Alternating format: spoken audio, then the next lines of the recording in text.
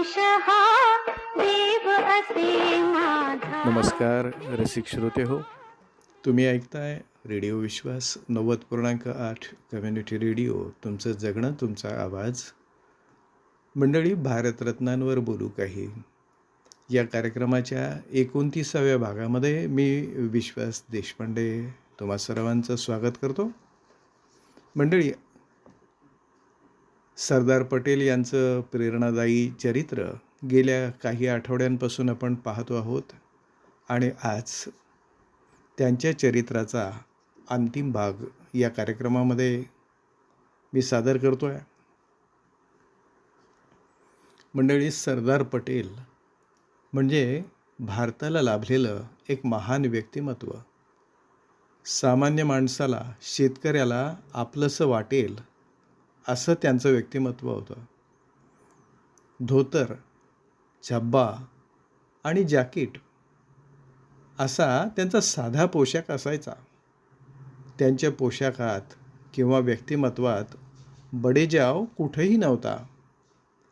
भारतात विखुरलेली 565 संस्थानं भारतात एक हाती विलीन करूनही त्याचं श्रेय त्यांनी स्वतःहून कधीच घेतलं नाही. त्याचं श्रेय त्यांनी त्या राजांना दिलं. हा त्यांचा केवढा मोठेपणा. नाटकीपणा करणाऱ्यांची, पुढं करणाऱ्यांची त्यांना अतिशय चीड होती. मंडळी, पटेलांचं व्यक्तिमत्व म्हणजे खरोखरीच एक अजब रसायन होतं. साधेपणा आणि भारदस्तपणा, कमी बोलणं आणि स्पष्ट वक्तेपणा, मुत्सद्दीपणा आणि मनाची निष्कपटता या गुणांचं अजब मिश्रण म्हणजे सरदार पटेल. मनाचा निर्धार, प्रचंड आत्मविश्वास, ठाम कृती या त्यांच्या जमेच्या बाजू. कुठलाही प्रश्न रेंगाळत न ठेवता त्यावर काहीतरी तात्काळ निर्णय घेणं हा त्यांचा स्वभाव. त्याचबरोबर त्यांच्या निर्णयाबाबत कोणी काही मतभेद व्यक्त केले तर ते ऐकून आपल्या निर्णयात बदल करण्याची सुद्धा त्यांची तयारी असायची. पण त्यांच्या सगळ्या निर्णयात देशहिताला सर्वोच्च प्राधान्य असायचं. मंडळी, महात्मा गांधी आणि पंडित नेहरू यांचं वर्णन आपण धर्मनिरपेक्ष नेते म्हणून करतो. पण सरदार पटेलसुद्धा धर्मनिरपेक्षच होते. पण त्यांची धर्मनिरपेक्षता सर्व धर्मियांना समान न्याय देणारी होती. अल्पसंख्याक म्हणून कोणा विशिष्ट समाजाला झुकतं माप देणारी नव्हती. राष्ट्रीयत्वाची भावना त्यांच्यासाठी सर्वात महत्त्वाची होती. एकदा त्यांनी लखनौ या ठिकाणी 1948 एका मुस्लिम समुदायासमोर जे भाषण केलं ते त्यांच्या भूमिकेची साक्ष देतं आणि त्यांचे हे विचार आजही अनुकरणीय असे आहेत.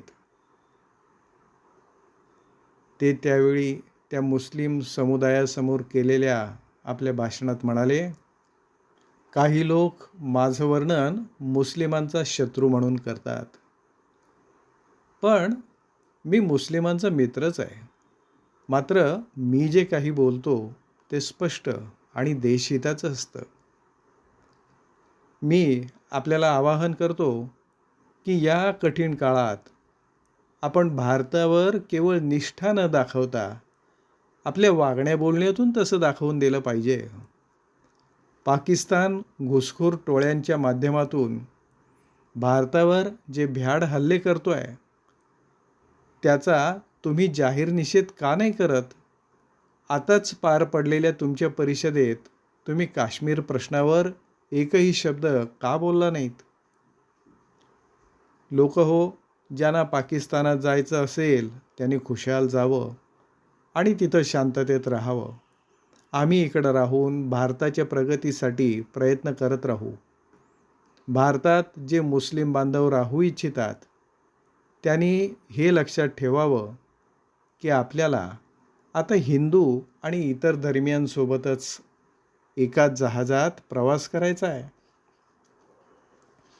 जगायचं असेल तर ते बरोबरच, आणि मरायचं असेल तर तेही एकमेकांसोबतच.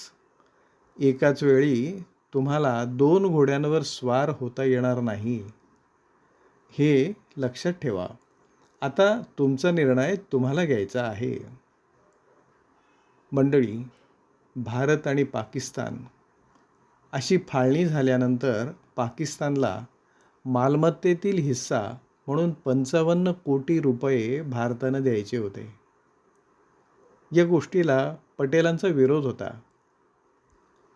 पण हे पैसे पाकिस्तानला देऊन आपण मुस्लिमांमध्ये आपल्याबद्दल विश्वास निर्माण करावा, अशा मताचे गांधीजी होते. गांधीजी केवळ एवढं सांगून थांबले नाही, तर हे पैसे द्यावेत म्हणून ते उपोषणाला बसले. साहजिकच गांधीजींसारख्या मोठ्या नेत्यानं उपोषण केल्यामुळं त्यांच्या भूमिकेला मोठ्या प्रमाणावर पाठिंबा मिळायला लागला.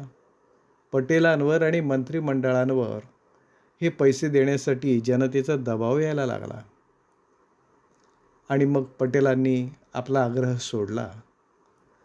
पण या गोष्टीमुळे अत्यंत व्यथित होऊन त्यांनी राजीनामा दिला. पण पटेलांसारखा प्रभावी नेता गमावून चालणार नाही, म्हणून माउंटबॅटन आणि गांधीजी यांच्या आग्रहामुळे पटेलांचा राजीनामा स्वीकारला गेला नाही. मंडळी, पटेल हे एक कुशल प्रशासकही होते. आपल्या हाताखालच्या अधिकाऱ्यांना काम करण्यासाठी ते पूर्ण स्वातंत्र्य द्यायचे आणि त्यांच्यावर विश्वास टाकायचे.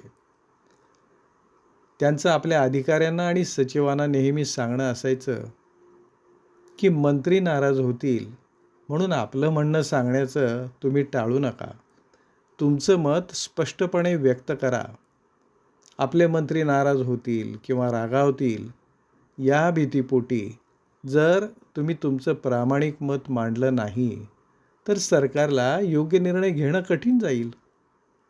आणि असं करण्यापेक्षा मग तुम्ही राजीनामा दिलेला जास्त चांगला. मंडळी, पटेल यांचा हा मोलाचा सल्ला आजही मंत्री आणि अधिकारी यांनी विचार करावा असा आहे. देशासाठी कणाकणानं झिजणाऱ्या या महान नेत्याची प्रकृती आता साथ देईनाशी झाली होती. सूर्य मावळतीकडे झुकू लागला होता. त्यांना कमालीचा अशक्तपणा जाणवू लागला होता. आतड्याच्या जुन्या विकारानं पुन्हा उचल खाल्ली होती. तशातच त्यांना हृदयविकाराचा त्रास व्हायला लागला. उपचारासाठी आता त्यांना दिल्लीहून मुंबईत हलवण्यात आलं. त्यांची कन्या मणीबेन त्यांच्याजवळ सावलीसारखी राहून रात्रंदिवस त्यांची सेवा करत होती. पण आता प्रकृतीत सुधार होताना दिसत नव्हता. 14 डिसेंबरची रात्र त्यांच्या सहनशक्तीची परीक्षा घेणारी ठरली. 15 डिसेंबर 1950चा दिवस उजाडला. तो या लोहपुरुषाला आपल्या सोबत घेऊन जाण्यासाठीच. हृदयविकाराचा तीव्र झटका त्यांना आला आणि सकाळी साधारणपणे 9:30च्या सुमाराला त्यांची प्राणज्योत मालवली. पटेलांच्या निधनाची बातमी देशात पसरताच एकच हलकल्लोळ उडाला. लोकांना आपल्या लाडक्या नेत्याचा हा वियोग चटका लावून गेला. त्यांच्या अंत्यदर्शनासाठी मुंबईत सगळ्या लहान थोर नेत्यांनी, चाहत्यांनी प्रचंड गर्दी केली.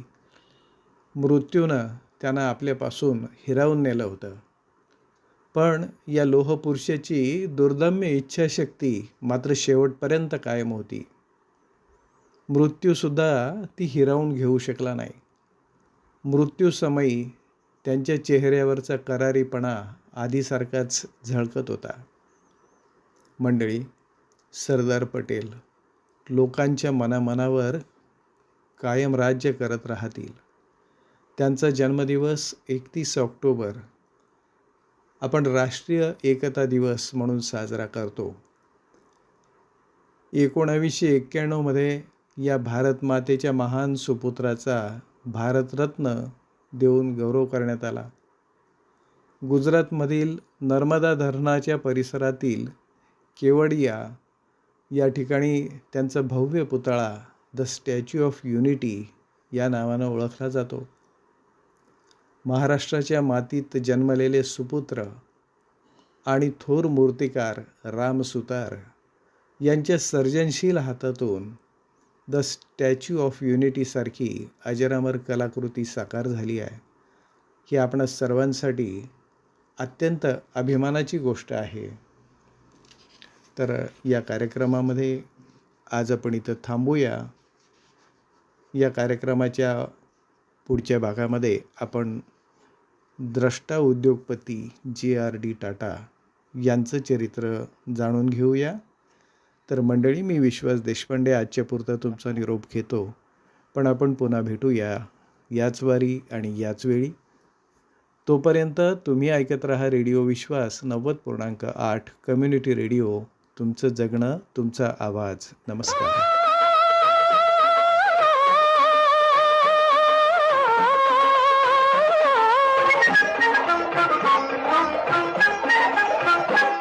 देश हा देव असे माझा, देश हा देव असे माझा.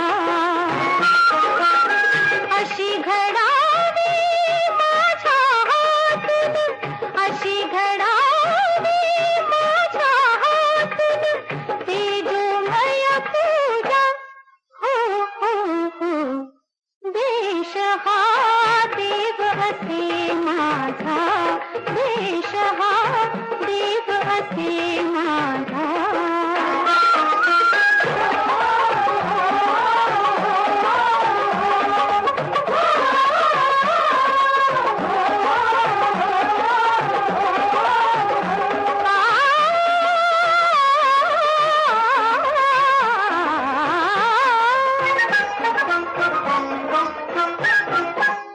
चंदन भावा देहच केवळ, चंदन भावा देहच केवळ. भाव फुलांची भरुणी ओंजळ, भाव फुलांची भरुणी ओंजळ. प्राण ज्योतिनी ओवाळीन मी देवांचा राजा. हो हो हो. देश हा देव असे माझा, देश हा देव असे माझा.